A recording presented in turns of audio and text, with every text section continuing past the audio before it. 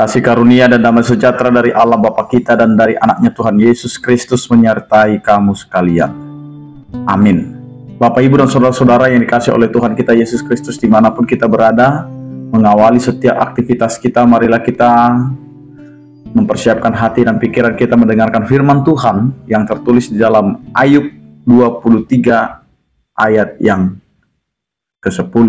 Demikianlah dikatakan, karena ia tahu jalan hidupku, seandainya ia menguji aku akan timbul seperti emas. Demikian firman Tuhan.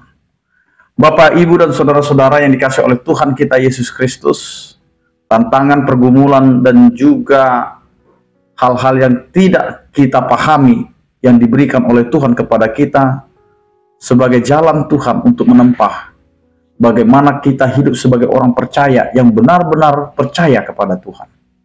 Bagaimana pengalaman hidup Ayub menjadi berita sukacita bagi kita hari ini, di mana dia merasakan bagaimana Tuhan menyertai, memberkati, dan memberikan apa yang dibutuhkan dalam setiap kehidupan. Sehingga apa yang mau dikatakan oleh firman Tuhan pada hari ini, hidup sebagai umat Allah harus memahami dan mengetahui apa yang sesungguhnya Tuhan sedang rancangkan dan rencanakan terhadap kehidupan kita sebagai umat yang percaya. Yang pertama, kita harus tahu bahwa sebagai orang percaya yang menjalani kehidupan, Tuhan tahu jalan hidup kita. Tuhan tidak pernah membiarkan kita berjalan sendiri, tetapi Tuhan akan selalu menyertai kehidupan kita sampai kita mengakhiri kehidupan kita di dunia ini. Karena itu pengakuan iman kita harus menyatakan bahwa Tuhan tahu jalan hidup kita. Kemanapun kita melangkah dan apapun yang akan kita kerjakan, Tuhan tahu. Terkadang kita yang terlalu bebas, kita yang tidak mau tahu tentang keberadaan Tuhan di dalam kehidupan kita. Yang kedua, Bapak, Ibu, dan saudara-saudaraku yang dikasihi Tuhan, Tuhan mengizinkan kita untuk diuji, bukan dicobai, diuji. Seberapa tahankah kita, seberapa mampukah kita, dan seberapa sabarkah kita dalam iman kita kepada Tuhan. Terkadang iman kita kepada Tuhan itu musiman.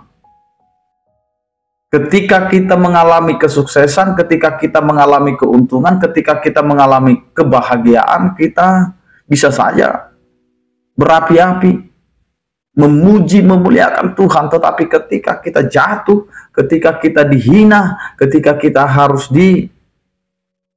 disingkirkan, dicemooh, maka iman kita juga berubah.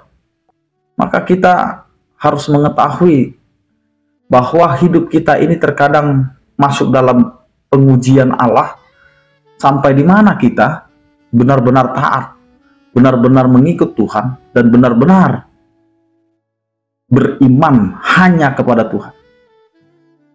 Karena Ayub juga diuji, bagaimana dia benar-benar menjadi orang yang dekat dengan Tuhan dan tidak akan pernah mengeluh walaupun hal-hal yang tidak diinginkan, penderitaan, kedukaan harus dihadapi. Dan ini harus menjadi dasar bagi kita, bahwa hidup bersama dengan Tuhan, kita harus menyatakan Tuhan mengizinkan kita untuk diuji, tapi bukan dicobai.